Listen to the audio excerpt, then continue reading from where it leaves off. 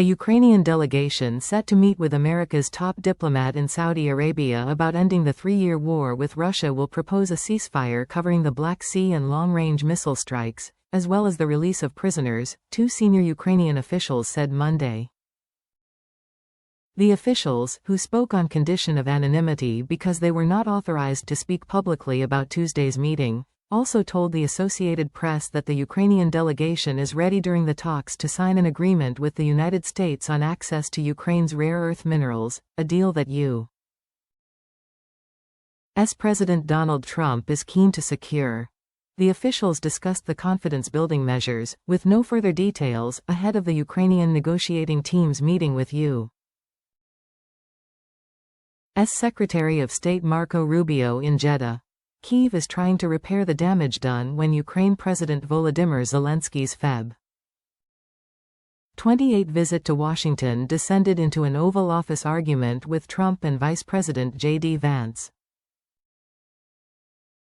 At stake is the military aid and intelligence previously offered by the United States that had helped Ukraine in the war but is now paused as Washington pushes for a peace agreement. Rubio and Zelensky landed a few hours apart Monday in Saudi Arabia, but did not meet.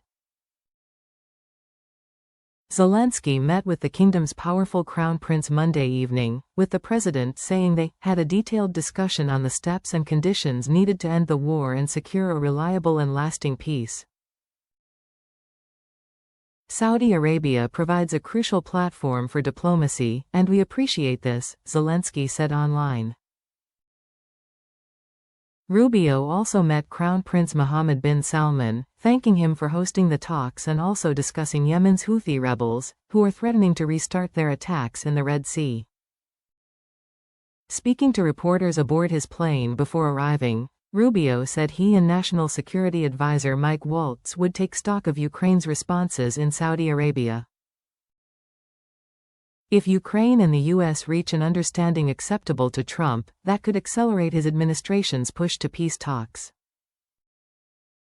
What we want to know is, are they interested in entering some sort of peace conversation and general outlines of the kinds of things they could consider, recognizing that it has been a costly and bloody war for the Ukrainians. They have suffered greatly and their people have suffered greatly, Rubio said.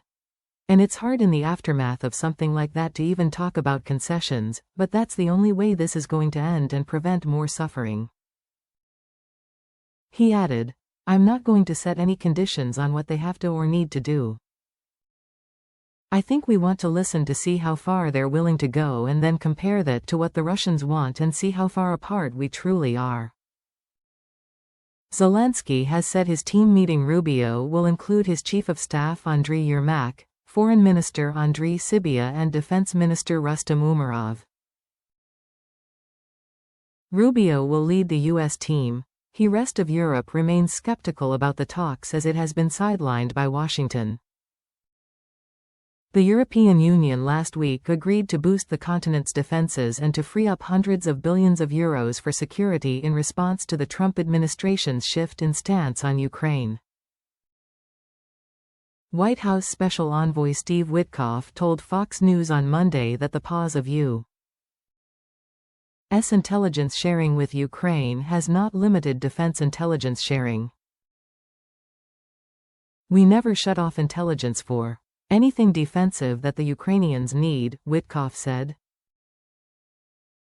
A pause on sharing U.S. intelligence that can be used for offensive purposes by Ukrainian forces remains in effect, according to a U.S. official familiar with the matter who was not authorized to comment and spoke on the condition of anonymity. The official suggested that progress could be made toward reinstating intelligence sharing with Ukraine during the Saudi talks.